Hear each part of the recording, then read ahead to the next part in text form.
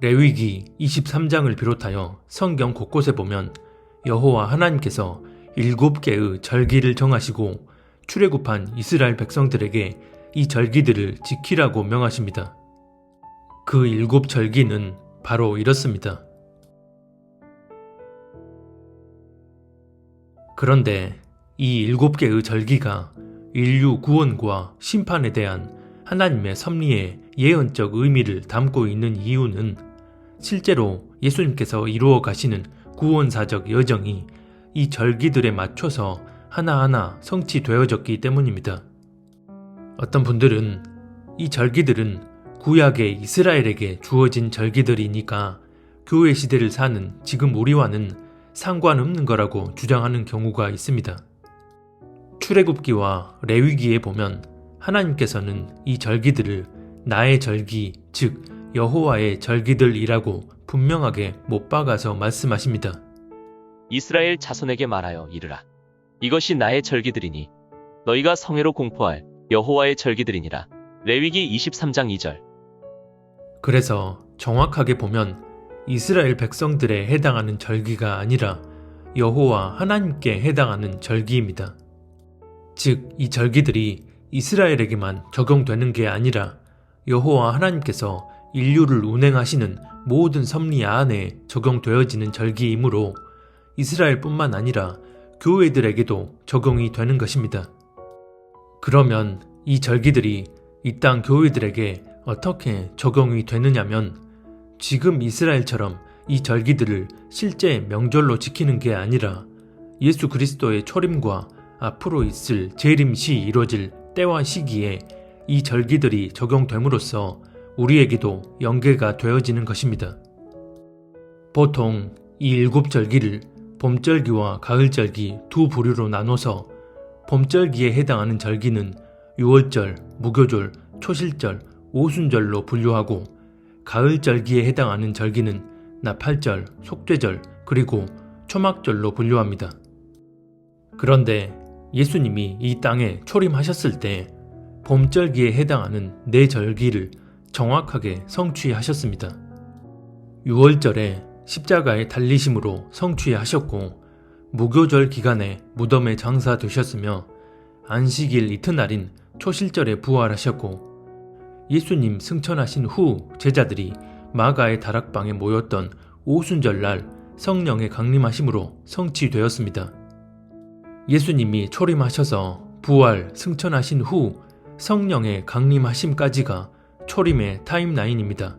정확히 이 타임라인에서 모든 봄 절기들이 다 성취되었습니다.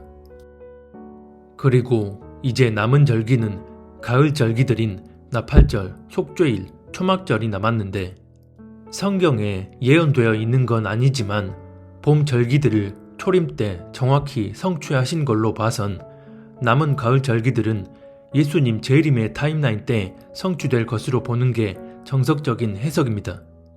물론 이 세 절기가 구체적으로 어떻게 적용될지에 대해선 해석이 조금씩 다 다를 수 있지만 대체적으로 나팔절을 예수님의 공중 강림, 즉 휴거의 날로 보는 경우가 많습니다.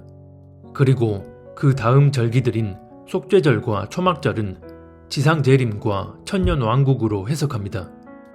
그런데 여기서 조금 다른 각도로 살펴보고 싶은 게 있습니다. 봄절기가 성취될 당시를 보면 예수님께서 십자가에 달리실 때 유월절 어린 양의 피로 우리 죄를 대속하기 위해 직접 유월절을 성취하셨다는 사실을 이해하고 있던 사람은 당시 아무도 없었습니다. 심지어 예수님을 하나님의 아들이라 고백하고 메시아로 믿던 제자들조차도 인자가 죽임당하고 3일 만에 살아나리라고 예수님이 말씀하셨을 때 그 의미를 전혀 이해하지 못했습니다.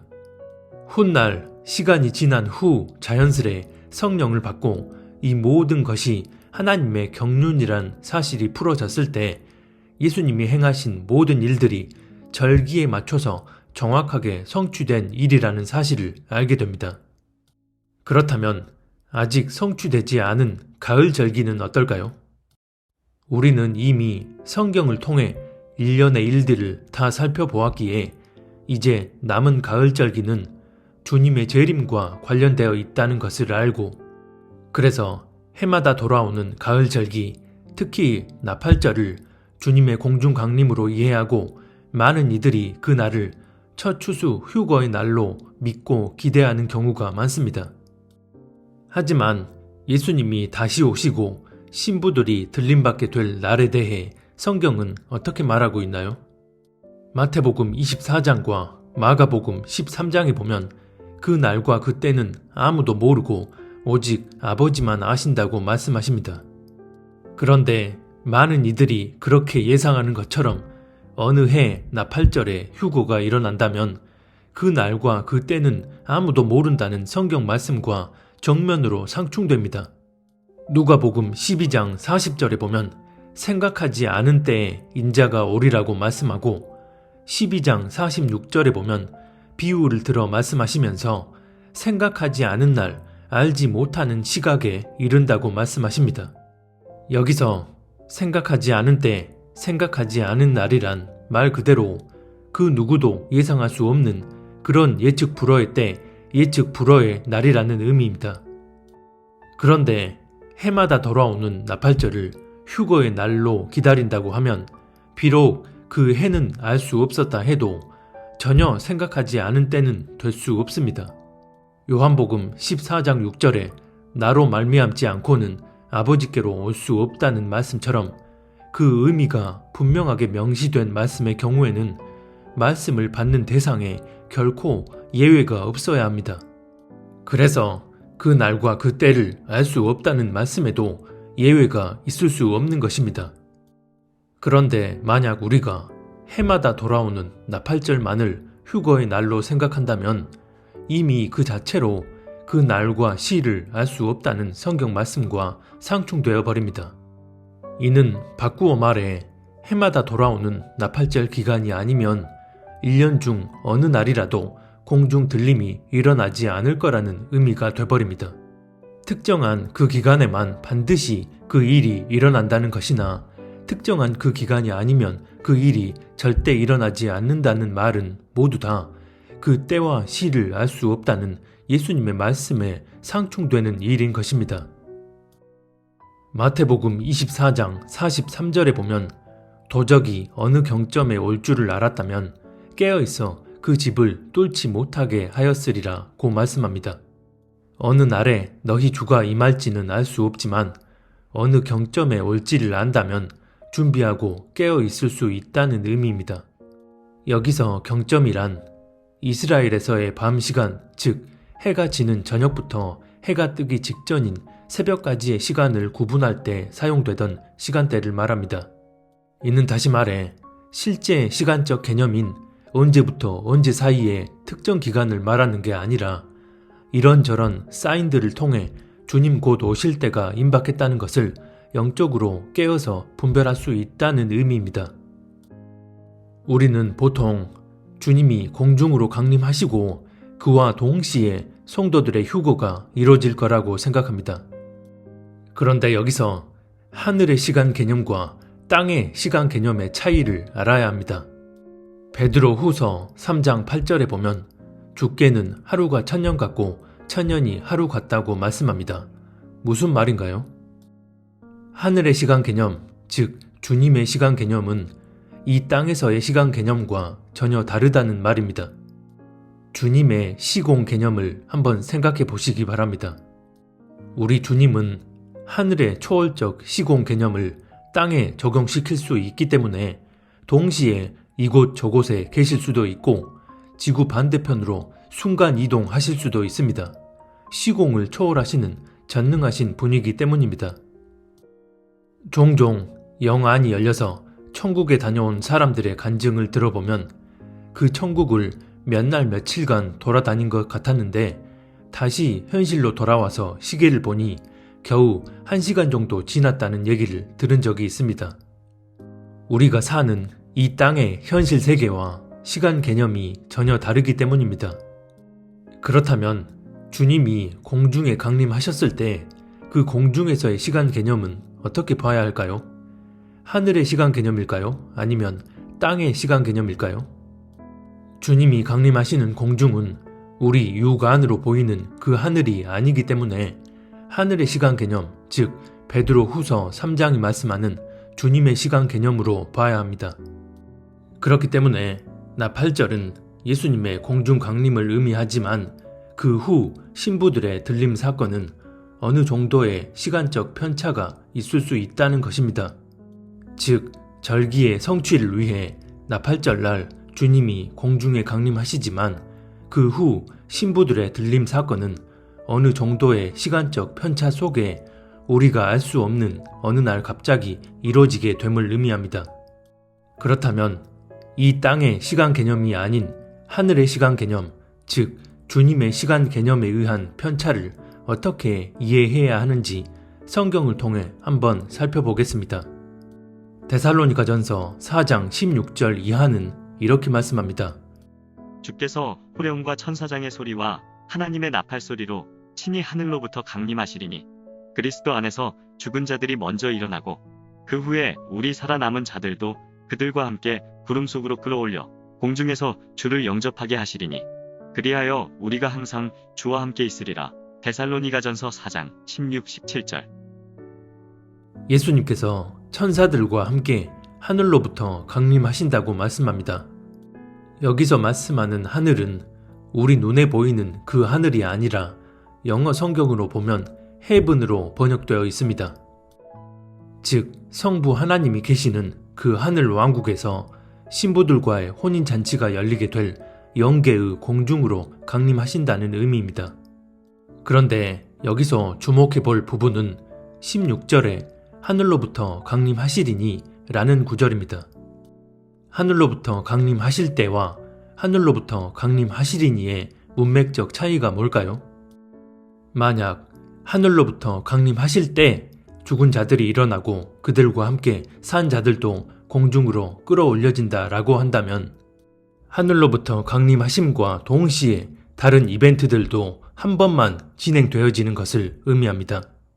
하지만 하늘로부터 강림하시리니 죽은 자들도 일어나고 그들과 함께 산 자들도 공중으로 끌어올려진다 라고 한다면 주님이 하늘로부터 강림하신 후 그 다음 일어나는 일들이 순차적으로 진행되어짐으로써 그 일들 가운데 얼마간의 시간적 텀이 있을 수 있음을 의미하고 또 그 일들이 한 번이 아닌 여러 번에 걸쳐 일어날 수 있음을 의미합니다.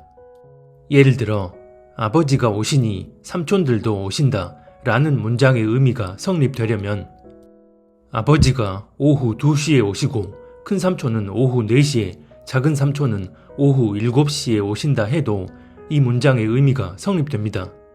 즉 아버지가 먼저 오신 후 그 다음 삼촌들이 순차적으로 오시는 상황으로서 그 일들 사이에 얼마간의 시간적 텀이 있음을 내포하고 아버지가 오신 후에 삼촌들이 각기 다른 시간에 와도 그 의미가 성립되는 중의적 표현이 들어있는 것입니다. 하지만 아버지가 오실 때 삼촌들도 오신다 라는 문장에는 아버지와 삼촌들이 동시에 다 같이 한 번만 오신다는 의미로 밖에 해석이 안 됩니다. 즉 시간적 텀이 없어야 하고 중의적 의미도 없어야 합니다. 그런데 하늘로부터 강림하시리니 다음에 일어날 이벤트가 나열되어졌다는 것은 주님이 먼저 하늘로부터 공중으로 강림하신 후에 그 다음 이벤트가 여러 번에 걸쳐 순차적으로 진행되어질 수 있다는 것입니다. 그러면 당연히 그 일들 사이에는 얼마간의 시간적 텀이 있을 수가 있는 것입니다. 그래서 주님이 먼저 공중으로 강림하시고 얼마간의 시간적 텀이 있은 후 죽은 자들과 함께 산 자들이 들림받는 일이 각기 다른 시간에 2번 일어나더라도 이 말씀의 의미는 얼마든 성립되어집니다. 바로 앞전에 임박한 재난의 시작이라는 영상을 올린 바 있습니다. 그 영상에서 순차적으로 기름 부은 자가 먼저 끊어지고 난 후 성전 건물이 파괴되었기 때문에 마지막 때 하나님이 정하신 경륜의 타임라인에서도 기름 부은 자이신 예수님이 먼저 공중으로 강림하시고 그 다음 성전된 우리가 공중에 들려 올라감으로써 하나가 되는 일이 일어날 거라고 말씀을 드렸습니다. 이게 무슨 말인지 이해가 안 되신다면 영상 마지막에 나오는 왼쪽 링크 화면을 클릭하셔서 꼭 보시기 바랍니다. 그런데 많은 경우 이 구절들을 해석할 때 주님이 공중 강림하심과 동시에 휴거가 한 번 일어나는 것으로만 해석함으로써 논쟁의 여지를 남깁니다. 성경 말씀을 무리하게 자의적으로 해석하는 것은 분명 문제가 될 수 있습니다. 하지만 이것은 그런 게 아닙니다. 말씀의 의미가 있는 그대로 이렇게 확장되어질 수 있음에도 이해해 보려는 생각 자체를 하지 않는다면 그것은 이미 자기 안에 내재된 그 종교 교리에 강력히 매여 있다는 말과 같습니다. 저는 이미 여러 영상들을 통해 왜 휴거가 2번 일어나는지에 대해 자세히 말씀드린 바 있습니다. 2018년 10월 어느 날 갑자기 성령님께서 휴거는 2번 일어날 것이고 환란 중에 일어날 휴거가 메인이라는 음성을 들려주셔서 당황했던 기억이 아직도 생생합니다. 여기서 환란 중에 일어나는 휴거가 메인이라는 부분에 대해선 잠시 후에 성경을 통해 좀 더 자세히 살펴보도록 하고, 어쨌든 그러고 나서 며칠 후 성경을 읽는데 그 전까진 아무리 읽어도 전혀 보이지 않았던 부분이 갑작스레 조명되고 풀어짐으로써 확증을 받게 되었습니다. 만약 제가 음성만 듣고 성경을 통해선 조명받지 못했다면 제 스스로 확신할 수가 없기 때문에 이렇게 전하지 못했을 것입니다. 또 반대로 확실한 음성은 듣지 못한 채 말씀을 통해서만 이렇게 해석이 되어졌다면 결코 쉽게 다룰 수 있는 주제가 아니었기에 이렇게까지 담대하게 전할 수 있었을까 싶은 의문이 듭니다. 그래서 하나님은 이런 저의 부족한 믿음을 다 아시고 먼저 음성으로 들려주신 후 성경 말씀을 통해 하나하나 구체적으로 조명을 해주신 게 아닌가 싶습니다. 어쨌든 이 영상을 다 보신 분들은 영상 마지막에 나오는 오른쪽 링크 화면을 클릭하셔서 휴거에 관한 다른 영상들도 꼭 보시기 바랍니다. 이미 앞에서 살펴본 것처럼 베드로 후서 3장 8절에 보면 주께는 하루가 천년 같고 천년이 하루 같다고 말씀합니다. 이는 단순 비유적인 표현이 아니라 실제로 우리 주님은 시간을 초월하신 분이라는 것을 의미하는데, 땅에서의 시간이 천년이라면 주님께는 단 하루가 될 수 있는 것입니다. 마찬가지로 주님이 강림하신 공중 역시 영계에 속한 곳이기 때문에 우리가 사는 땅에서의 시간 개념과 전혀 다릅니다. 그래서 주님이 강림하신 영계의 공중에서는 주님이 공중 강림하신 후 곧바로 다음 이벤트가 진행되는 것일 수 있지만, 시간 개념이 전혀 다른 이 땅에서는 몇 개월 혹은 몇 년 동안 나팔 소리가 산발적으로 들려질 수 있습니다. 그리고 나서 얼마 후 죽은 자들이 일어나고 그들과 함께 살아있는 자들이 공중으로 들림받는 첫 번째 휴거 사건이 발생하게 됩니다. 그리고 또 주목해 볼 것은 고린도전서 15장 말씀입니다. 보라, 내가 너희에게 비밀을 말하노니 우리가 다 잠잘 것이 아니요 마지막 나팔에 순식간에 홀연히 다 변화되리니 나팔 소리가 나매 죽은 자들이 썩지 아니할 것으로 다시 살아나고 우리도 변화되리라. 고린도전서 15장 51, 52절. 여기서 말씀하는 마지막 나팔에 대해서도 이런저런 해석들이 많은데, 이 말씀 역시 앞서 본 데살로니가전서 4장 16, 17절과 같은 의미의 말씀으로서 중의적 의미가 포함되어 있습니다. 즉, 주님이 공중으로 강림하신 후 충분한 시간적 텀이 있는 가운데 나팔 소리가 산발적으로 여러 번 울려지다가 마지막 나팔 소리가 울리고 나면 환란 전 첫 번째 휴거가 일어나게 됩니다. 그리고 요한계시록 11장에 보면 7 나팔을 가진 7 천사가 마지막 나팔을 불기 전에 성전에서 예배하는 자들을 측량하는 일이 있고, 그 후에 두 증인과 함께 마지막 복음 전하는 일을 마치게 된 후 마지막 나팔을 불게 됩니다.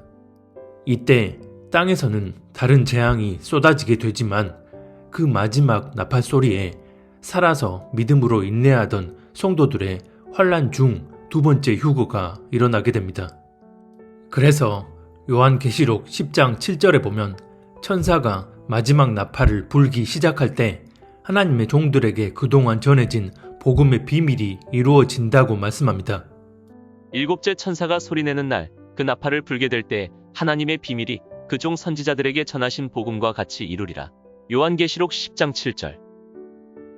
여기서 하나님의 비밀이 그 종 선지자들에게 전해진 복음대로 이루어진다는 말은 두 가지의 의미를 담고 있는데, 첫 번째는 하나님의 종들을 통해 지금껏 전해졌던 그 복음이 다 이루어진다는 것을 의미합니다.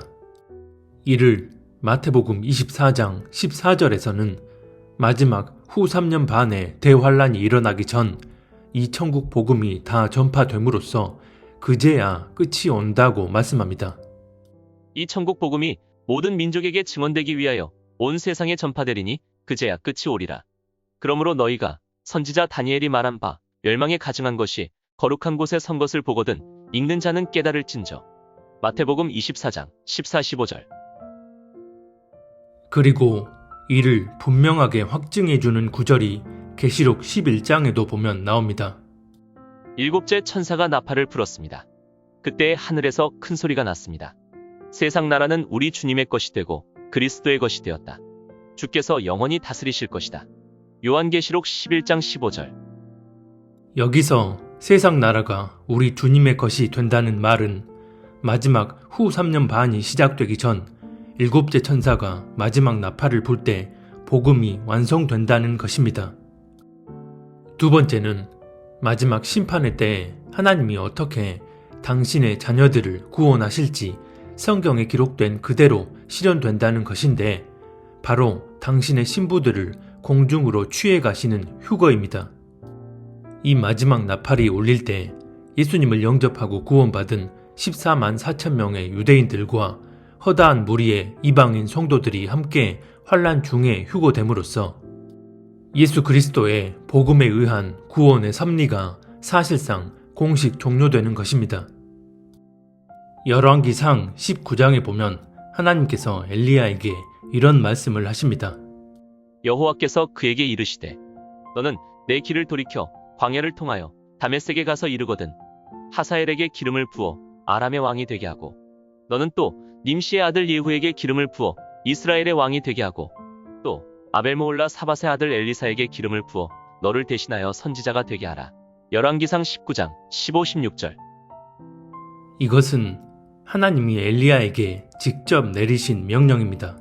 하사엘에게 기름을 부어 아람 왕이 되게 하고 예후에게 기름을 부어 이스라엘 왕이 되게 하고 엘리사에게 기름을 부어 선지자가 되게 하라는 것입니다. 그런데 이 명령을 받은 엘리야는 엘리사에게만 기름을 붓고 하사엘과 예후에게 기름 붓는 사명은 하지 못한 채 휴거되어 하늘로 올라가 버립니다. 두 사람이 길을 가며 말하더니 불수레와 불말들이 두 사람을 갈라놓고 엘리야가 회오리 바람으로 하늘로 올라가더라. 열왕기하 2장 11절. 그 후 하사엘에게는 이 땅에 남아있는 엘리사가 대신하여 왕이 될 것을 전하였고, 님시의 아들 예후에게는 엘리사의 제자들이 대신하여 기름을 붓고 왕이 되게 합니다. 엘리야는 환란 전 휴거의 또 다른 예표라고 할 수 있습니다. 그렇기 때문에 이를 통해 분명하게 알 수 있는 것은 하나님께 사명을 맡은 자들이 그 사명을 다 하지 못한 채 휴거되어 올라가게 됐을 때 하나님은 환란에 남겨진 이들에게 사명의 바톤이 이어지게 하심으로 계속해서 당신의 섭리를 이끌어 가신다는 것입니다. 그 대표적인 섭리 중 하나가 바로 마지막 복음의 완성입니다. 이것이 바로 환란 중 휴거, 즉 환란 속에서 휴거되는 추수 작업이 메인인 이유입니다. 실제로 환란 전에 휴거되는 이들보다 환란에 남겨져 중간에 휴거되는 이들이 훨씬 더 많기 때문이기도 하고, 무엇보다 환란 중간에 그 지점에서 복음이 완성된다고 성경은 분명하게 말씀하고 있기 때문에 이때 일어나는 휴거가 메인 추수 작업인 것입니다.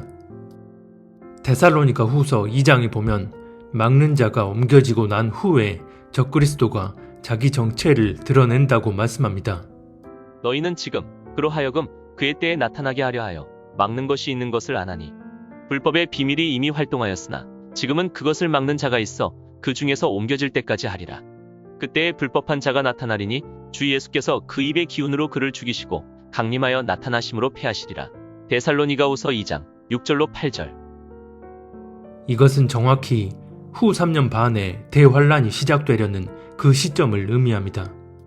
여기서 막는 자가 옮겨진다는 의미는 환란 중간에 믿는 자들의 휴고로 인해 성령의 역할이 축소, 변경되어짐을 의미합니다.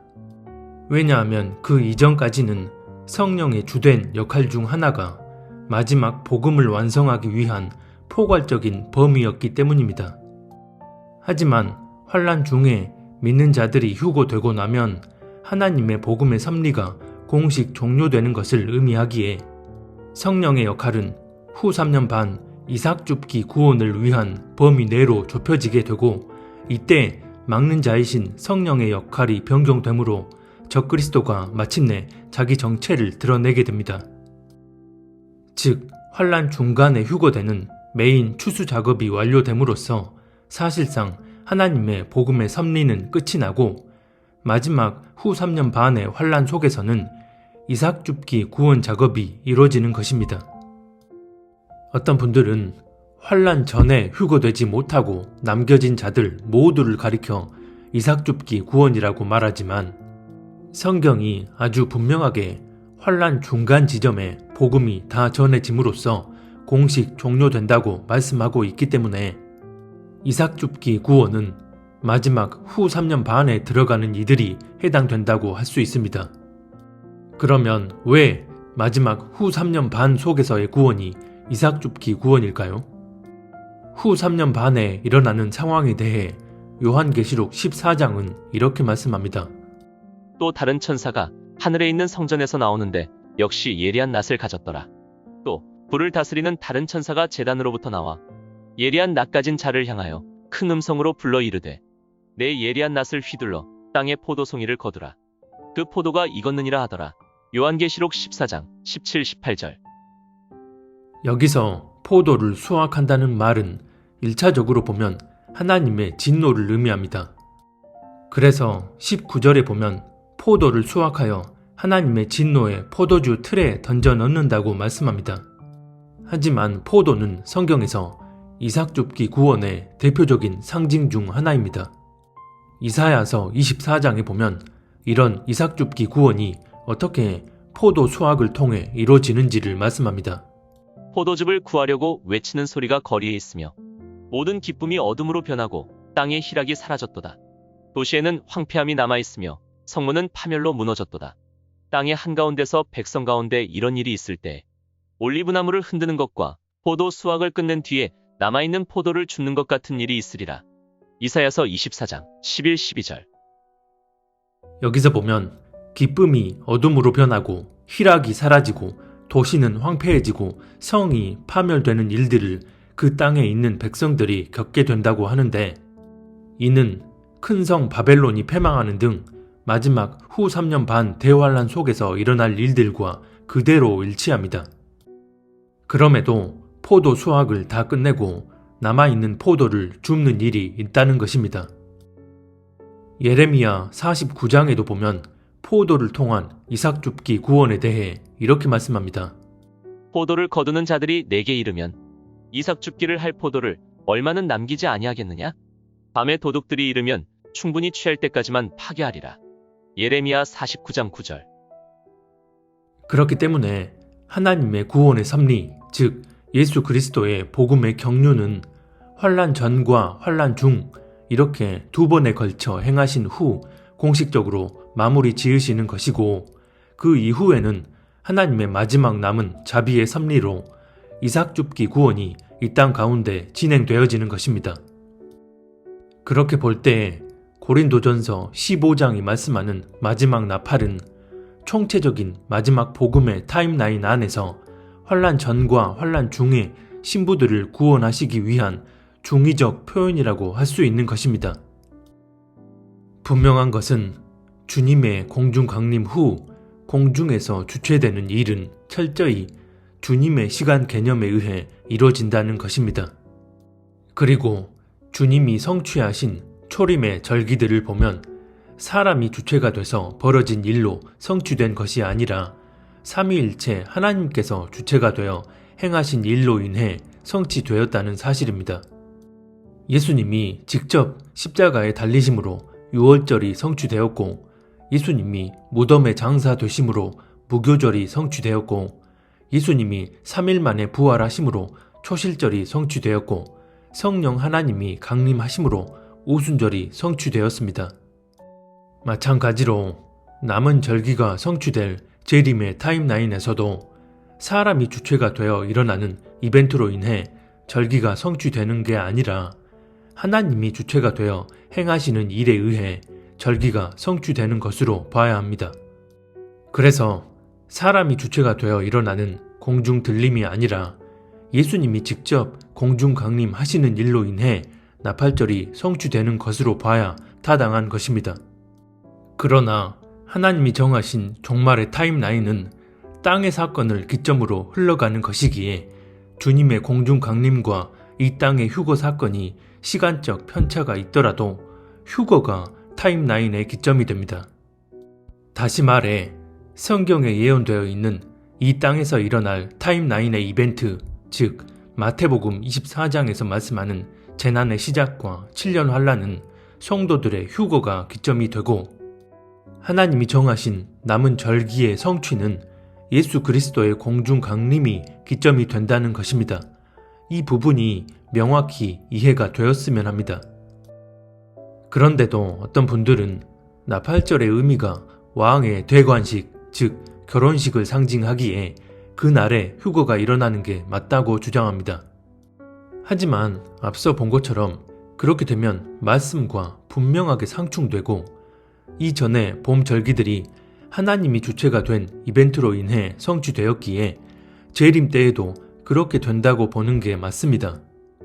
그래서 마찬가지로 환란 후 주님의 지상 재림 때 속죄절이 성취되고, 직접적인 하나님 나라인 천년왕국이 임할 때 초막절이 성취될 것으로 보는 것입니다.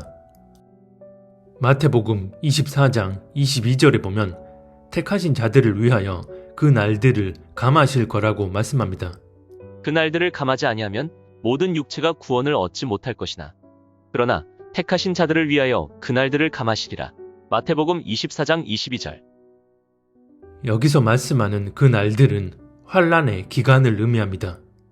여기서 감하다 라는 부분을 영어 성경으로 보면 cut short로 표현되어 있는데, 이는 줄이다, 잘라내다, 삭감하다 라는 뜻입니다. 예수님이 이 말씀을 하신 이유는 다른 게 아닙니다. 환란의 강도가 너무 심해서 그 기간을 줄여주지 않게 되면 구원받을 사람이 없기 때문입니다. 그래서 마태복음 24장 21절과 마가복음 13장 19절에도 보면 이런 환란은 전에도 없었고 후에도 없다고 말씀합니다. 그만큼 마지막 때의 환란, 특히 후 3년 반의 대환란은 아무나 감당할 수 없는 그런 기간입니다. 그래서 예수 그리스도를 구주로 믿는 그리스도인이라면 첫 추수로 휴거되어 환란에 남겨지지 않는 것이 최선의 길입니다. 모든 일들은 하나님이 계획하신 섭리 하에 일어나게 됩니다. 예수님 당시의 제자들도 예수님께서 유월절 어린 양으로 십자가에 달리신다는 의미를 몰랐던 것처럼 우리 역시 정확히 어느 해 나팔절에 주님이 공중 강림하셨고 그 이후 당신의 신부들을 데려가실지에 대해선 때와 시를 전혀 알 수 없는 것이 성경 말씀과 부합됩니다. 그래서 우리가 매년 나팔절만을 주시하며 휴거의 날로 고대할 게 아니라 바로 지금이 그날이 될 수 있음을 자각하고 날마다 깨어 있어야 합니다. 사실 휴거가 언제 몇 번 일어날지를 아는 것이 본질은 아닙니다. 아무리 휴거에 대해 지식적으로 잘 알고 있다 해도 하나님의 뜻대로 살지 않는 경우도 얼마든지 있습니다. 그래서 우리에게 본질은 휴거가 언제 몇 번 일어나든 삶 가운데 하나님의 뜻을 헤아리고 그 뜻대로 나아가기 위해 주님과 동행하는 삶을 사는 것입니다. 하지만 하나님께서 마지막 때에 감추어져 있던 이런 비밀한 섭리를 당신의 자녀들에게 조명해 주시는 이유는 때가 때인 만큼 시대를 더욱 분별하고 깨어서 주님 앞에 정결한 신부로 설 수 있도록 인도해 주시기 위함입니다.